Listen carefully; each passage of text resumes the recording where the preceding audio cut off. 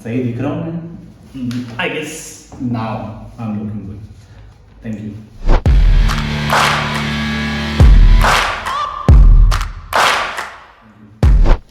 सो आज का टॉपिक क्या होगा? मेरे पास 1, 2 एंड 3 टोटल 3 टॉपिक्स है बस।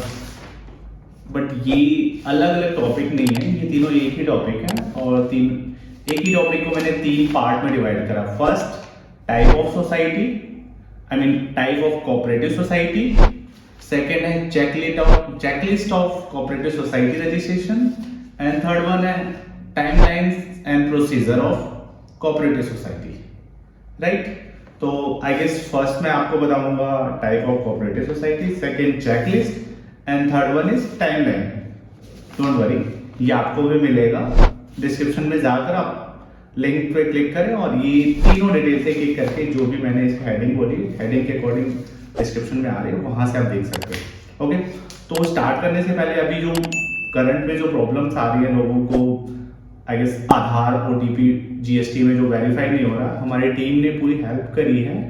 आई मीन जितना हो सकता है हमने पूरी कोशिश करी है कंसर्न डिपार्टमेंट से बात करके कि कितना टाइम लगेगा, और वो भी हमने कन्वे किया है यूट्यूब की वीडियो में। अगर अभी भी आपका नहीं हो रहा है तो आप हमारे आधार ऑथेंटिकेशन आई बटन पे आ रहा है, वहां से जाके आप जो भी लेटेस्ट अपडेट है वो हमने पिन कमेंट करा है, वहां से देखकर आप आधार और ओटीपी डन कर सकते हैं। ओके, तो चलिए स्टार्ट करते हैं। सबसे पहले type of cooperative society. Okay, इसको मैं साइड में रख देता हूँ यहाँ पर। Right, type of cooperative society, जो मेन जो प्राइमरी कोऑपरेटिव सोसाइटी होती है वो क्या होती है वो मैं आपको बताऊंगा। राइट, आपने देखना है ये मेरा वर्किंग है। राइट, अभी मैं इसके बारे में आपको बताऊंगा। तो type of primary cooperative society में ओवरऑल वैसे तो 18 to 19, 20 अप्रॉक्स होती हैं, बट मैं जो अभी जो प्राइमरी है जो सबसे ज्यादा रिक्वायर्ड होती है वो बताऊंगा मैं आपको।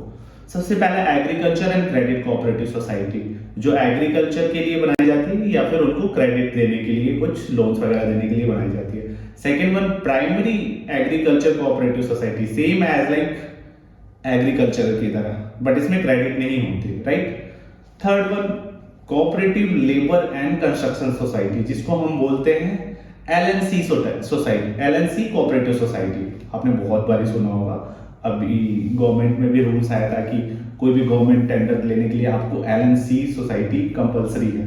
राइट, नेक्स्ट वन है cooperative group housing society, house building society. Most probably ये वही सोसाइटी है जो हाउसिंग सोसाइटी, जो भी बिल्डिंग्स बनते हैं, जो भी आपके बिल्डर्स होते हैं, वहां पे आपने देखा होगा सीजीएस, राइट, सीजीएचएस लिमिटेड, तो वो यही होती है cooperative group housing society limited.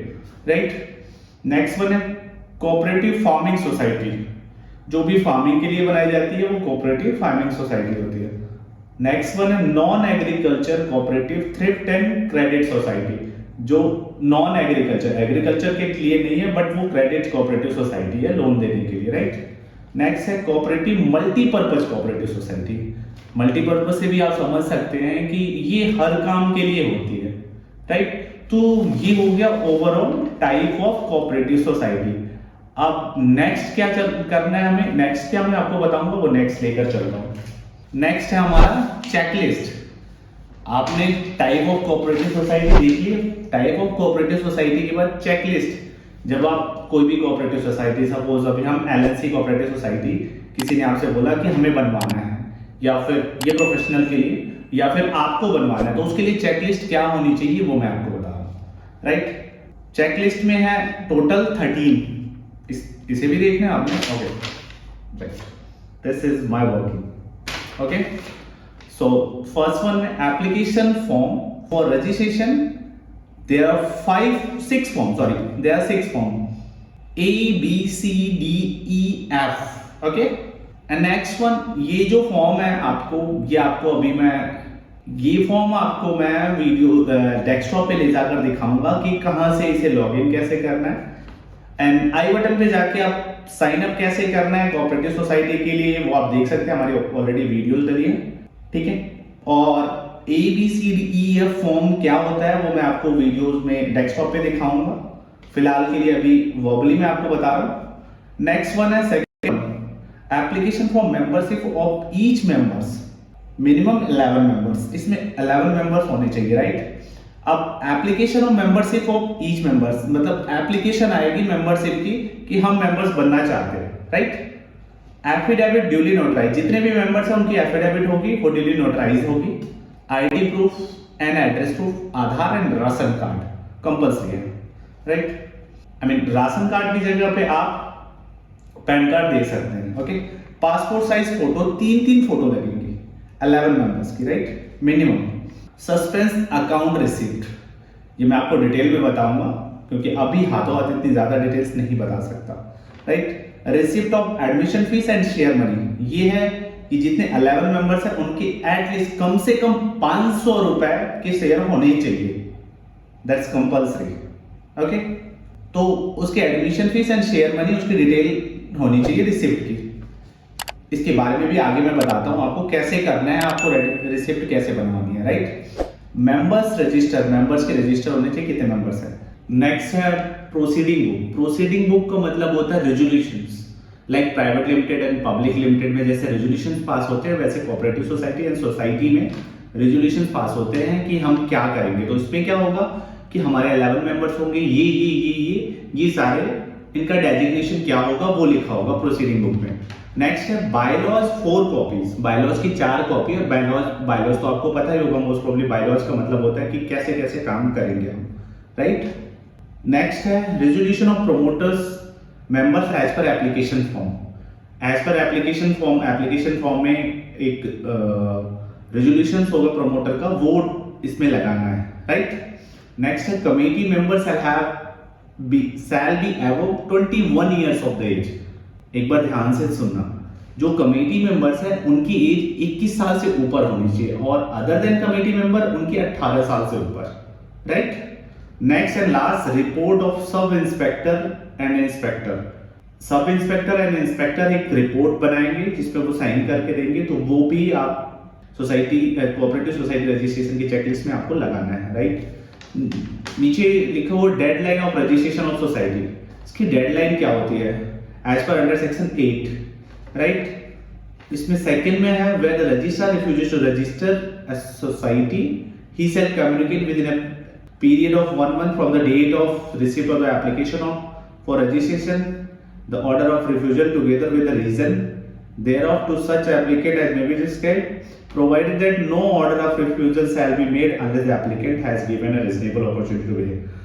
See, अगर रिस्पेक्टेड रजिस्ट्रार अगर उस जो भी आपकी एप्लीकेशन है उसे रिफ्यूज कर देते हैं, आई मीन रिजेक्ट कर देते हैं, तो उसके साथ साथ उनको डिटेल्स रीजन देना पड़ेगा क्यों रिफ्यूज करा उन्होंने, राइट। और ये 1 महीने के अंदर ही करना है उन्हें। एंड डायरेक्ट रिफ्यूजल नहीं आ सकता, रिजेक्ट नहीं कर सकते वो, उन्हें हमें आई मीन एप्लीकेंट को एक बार अपॉर्चुनिटी जरूर दी जाएगी कि जो भी आपकी प्रॉब्लम्स है, आई मीन जो भी आपकी एप्लीकेशन है उसमें ये प्रॉब्लम्स है, देन उसके बाद अगर नहीं सबमिशन होता है then registrar have rights to reject the application, right. And फिर भी अगर 2 दिन में नहीं होता है तो वो अपील सेक्शन में जाता है, वहां से आपके पास कॉल आती है 2 दिन बाद, 2 दिन तक अगर होल्ड है आपने कोई रिप्लाई नहीं किया तो वहां से आपके पास कॉल आएगी, देन आपको जो भी डिटेल्स देनी है वो आपको उनको देनी है एंड देन सबमिशन डालना है, राइट। तो ओवर ऑन द होल अगर रिजेक्ट करते हैं रजिस्ट्रार तो उनको रीजन देना है और डायरेक्ट रिजेक्ट नहीं कर सकते, एक बार या कुछ टाइम उन्हें अपॉर्चुनिटी देनी पड़ेगी एप्लीकेंट को कि ये एप्लीकेशन में ये कमियां हैं, इनको पूरे करें, राइट। नेक्स्ट एक और para, provided further that if application for the registration is not disposed with in a period of 1 month। मैं पूरी डिटेल नहीं पढ़ रहा, आप लिंक्स में जाकर देख लेना। And 1 month specified in subsection 2 registrar to fail the communicate the order of receipt within the set period. It means subsection 2 के अकॉर्डिंग गवर्नमेंट ने एक रूल निकाला है सबसेक्शन 2 कि अगर एप्लीकेशन 1 महीने तक पेंडिंग है तो वो बाय डिफॉल्ट जो भी रिस्पेक्टिव रजिस्ट्रार है उनको वो सर्टिफिकेट इशू करना पड़ेगा 1 महीने बाद, राइट। ये एक रूल है। तो इसका मतलब आपको 1 महीने के अंदर जो भी आपके एप्लीकेशन के स्टेटस है वो पूरा हो जाएगा, राइट। तो ये रहा overall checklist for the society registration. Next हम चलेंगे timeline and procedure of cooperative society registration. तो टाइमलाइन एंड प्रोसीजर में हमें क्या क्या देखना है वो मैं आपको दिखाता हूँ। ये 2 पेजेस क्या हैं, इसमें मैं पूरा नहीं पढ़ सकता क्योंकि बहुत सारी डिटेल्स है। मैं इन शॉर्ट में आपको बताऊंगा, लेकिन इसमें आप जाके इसे डाउनलोड करके आप पूरी डिटेल पढ़ सकते हैं, राइट। स्टार्टिंग में जो है जो डिटेल्स बता सकता हूँ मैं वो जरूर बताऊंगा। Registration, if the registrar is satisfied that the applicant compiles with the provision of this act then the rules and that the object of the proposed society are in accordance with subsection 4, that the proposed bylaws are not contrary to the provision of this act or rule, and the proposed society has reasonable chances of success, the registrar may register the society and its bylaws। मतलब ये सारे जो भी provisions इनको follow करेंगे और object के उसके अकॉर्डिंग होगा तो registrar may register the society and its bylaws, तो वो रजिस्टर कर सकते हैं, राइट। Where second one है where the registrar refuses to register a society, he shall communicate within 1 month from the date of the receipt of application। ये same वही जो मैंने आपको चेकलिस्ट में बताया था, आई गेस ये वाला चेकलिस्ट था, राइट, इसमें भी वही सेम था। तो मैं एक बार आगे चलता हूँ, यहाँ पे स्टार्टिंग में वही सेम है। नेक्स्ट से स्टार्ट है सेक्शन 8A, इसमें बताया गया power of registrar to decide certain matters. Registrar जो भी रिस्पेक्टेड रजिस्ट्रार है, कुछ मैटर्स में उनके पास पावर होती है कि उनके डिसीजन फाइनल डिसीजन होती है, तो वो मैं आपको बता रहा हूँ। Where in connection with the formation, registration और एडमिशन ऑफ अ मेंबर, किसी भी मेंबर्स के एडमिशन जब होती है, a question arise whether a person resides in the area of the operation of the society or whether a person belong to a particular class or occupation or such other matter pertaining to the eligibility of the person to become a member of society। ये बताया जा रहा है अगर कोई member उस society cooperative society में कोई पर्सन उस किसी कोऑपरेटिव सोसाइटी में मेंबर बनना चाहता है तो वो ये क्वेश्चन ये अराइज करता है कि क्या वो उस पर्टिकुलर एरिया ऑफ ऑपरेशन, जो कोऑपरेटिव सोसाइटी का एरिया ऑफ ऑपरेशन बताया जाता है, क्या वो वहां से बिलोंग करता है कि नहीं। तो लास्ट में ये बताया गया है कि such question shall be decided by the registrar and his decision in this regard shall be final। अगर वो कर भी नहीं रहा तो कुछ रिजनेबल जो भी आंसर दिया जाएगा उसमें फाइनल डिसीजन रिस्पेक्टेड रजिस्ट्रार का होगा कि वो मेंबर बन सकता है या नहीं बन सकता। 8A में पावर दी गई है रजिस्ट्रार को, रिस्पेक्टेड रजिस्ट्रार। नेक्स्ट है documents which shall accompany with the application, section 131(2)। The application for registration shall be accompanied by 3 copy of the bylaw, जो मैंने आपको पहले बताया, bylaws की 3 कॉपी चाहिए which the cooperative society purpose to adopt। Such copy of bylaws shall bear the signature of not less than 2 of the applicant duly authorized by the members of the proposed society। जो bylaws होगी उसमें at least 2 से कम नहीं होने चाहिए, 2 से ज्यादा लोगों के साइन होने चाहिए उसमें, right.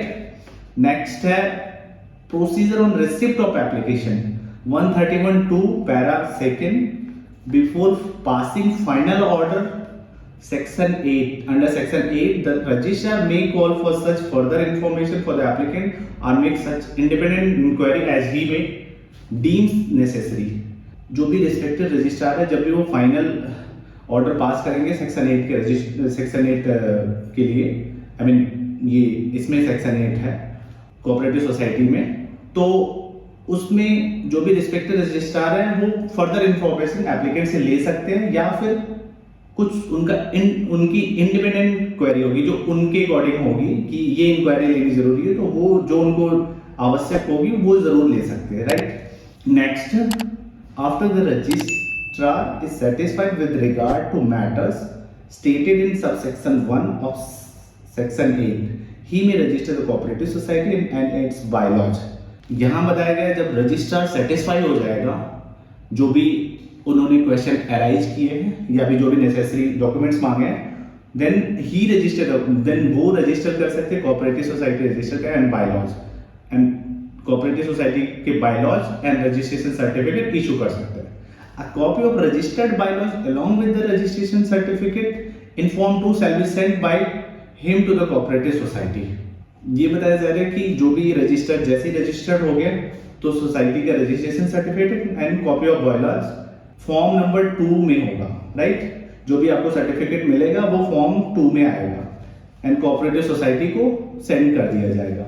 The particular of cooperative society registered under sub rule 2 shall be entered in the register form third. ये बताया जा रहा है कि कोऑपरेटिव सोसाइटी जो भी रजिस्टर्ड हुई है वो रजिस्टर में, वो सोसाइटी के रजिस्टर फॉर्म 3 में एंटर हो जाएगी, right. Person to whom order to communicated, question ये अराइज होता है कि किसके नाम से, आई मीन किस पर्सन के नाम से ऑर्डर कम्युनिकेट होगा। सेक्शन 8 सबसेक्शन 2 में एंड सेक्शन 131 2 में। The order pass by the register under subsection 2 of section 8 shall be communicate by registered post and AD with AD to the applicant specified in the application of registration। जिन्होंने जो application में जिसका नाम applicant का दिया गया है उसके नाम से ही ऑर्डर पास होगा। नीचे कोऑपरेटिव सोसाइटी का नाम होगा, लेकिन जो कम्युनिकेशन होगी वो एप्लीकेंट के नाम से सोसाइटी के एड्रेस पे सेंड कर दिया जाए। तो ये रहा overall type of cooperative society and checklist क्या होती है एंड टाइमलाइन। तो आई गेस आज ये सारी डिटेल मैंने कोऑपरेटिव सोसाइटी की बताई है। तो आई गेस आपको वीडियोस अच्छी लगी होगी, आई मीन इंफॉर्मेशन आपको कुछ रेलिवेंट इंफॉर्मेशन दी होगी अगर हमने। तो गाइस ये वीडियो को आगे ज़्यादा से ज़्यादा शेयर करें, लाइक करें और सब्सक्राइब करें। एंड इसके आगे भी वीडियो आएगी, उसमें हम आपको ये प्रैक्टिकल बताएंगे कि कैसे कैसे हमें सबमिट करना है, राइट। हमें ऐप लॉगिन कैसे करना है, लॉगिन में ये फॉर्म कैसे लगाना है, चेकलिस्ट कैसे लगानी है, वो सारी डिटेल आएगी, राइट।